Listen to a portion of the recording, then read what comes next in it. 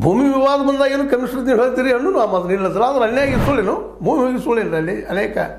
ಅಲ್ಲಿಯ ವಾಸಿಗಳದ್ದು ರೈತರದ್ದು ಇದರ ಬಗ್ಗೆ ಯಾಕೆ ನೀವು ಮಾತಾಡ್ತಾ ಇಲ್ಲ ಇಲ್ಲಿ ಯಾರಿಗೂ ವೈಯಕ್ತಿಕವಾಗಿ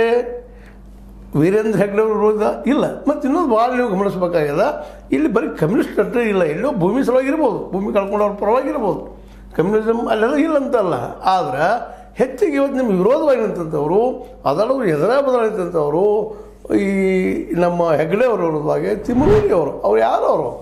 ನಿಮ್ಮವರಲ್ರಿ RSSದವರು ವಿಶ್ವ ಹಿಂದೂ ಪರಿಷತ್ತವರು ಹಿಂದುತ್ವವನ್ನು ಸ್ಥಾಪಿಸೋದಕ್ಕೆ ಹೋರಾಟ ಮಾಡಿದವರು ಬೆಳ್ತಂಗಡಿ ತುಂಬ ಪ್ರಸಿದ್ಧ ವ್ಯಕ್ತಿ ಅವರು ನಿಮ್ಮ ಹಿಂದುತ್ವ ವಿಚಾರಧಾರೆ ಅವರು RSSದವರು ಮಟ್ಟೇನವ್ರು ಯಾರು ರೀ ಅವರು ಹೋಗ್ರಿ ಸೋಮನಾಥ್ ನಾಯ್ಕರವ್ರು ಯಾರು ರೀ ನೀವೇನು ಹೇಳ್ತಾ ಇದ್ದಾರಲ್ಲ ಕಮ್ಯುನಿಸ್ಟ್ ಮಾಡ್ತಾ ಇದ್ದಾರೆ ಭೂಮಿ ಕಳ್ಕೊಳ್ಳೋರ ಸಲುವಾಗಿ ಎಷ್ಟು ಭೂಮಿ ಹೊಡೋದ್ರಿ ಇವರು ದೊಡ್ಡ ಪುಸ್ತಕ ಮಾಡಿದ್ದಾರೆ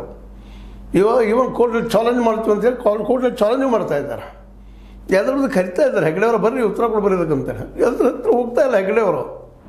ಮತ್ತು ನೀವು ಕೊಡ್ತೀರ ಅದು ಉತ್ತರ ಇವರೆಲ್ಲರೂ ಕಮ್ಯುನಿಸ್ಟ್ರಾ ಇವರೆಲ್ಲ ಕಮ್ಯುನಿಸ್ಟ್ ಇಲ್ರಿ ತಿಮ್ಮರೋಡಿಯವರ ಕಮ್ಯುನಿಸ್ಟ್ರಾ ಮಟ್ಟೇನವರು ಕಮ್ಯುನಿಸ್ಟ್ರಾ ಸೋಮನಾಥ್ ಅತ್ಯಂತ ಆತ್ಮೀಯ ಮಿತ್ರರು ನಮ್ಮ ಹೆಗ್ಡೆಯವರಿಗೆ